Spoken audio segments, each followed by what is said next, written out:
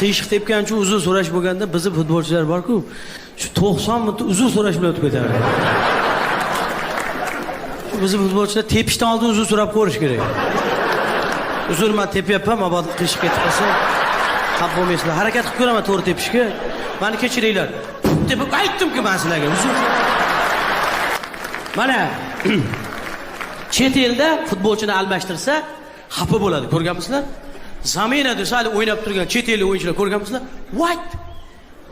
I'm now. Kirotda bakalashkalar kiyib, hali o'rtoqlari o'tirgan Navesh tepasiga u yomon chaqli chiqib ketadi. Men deydi o'ynab turdim, meni bekorga almashtirding deydi.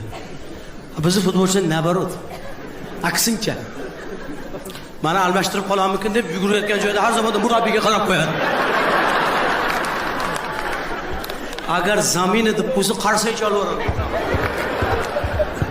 Chiqib ketishini ko'rsangiz.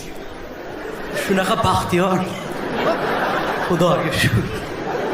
Vaqtida qutuldim.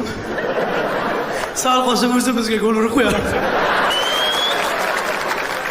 Biznikilar raqibga harakat qilib ko'radi, bo'lmasa o'zimizga ham urib qo'yadi. O'zbekiston xursand bo'lsa bo'ldi deydi.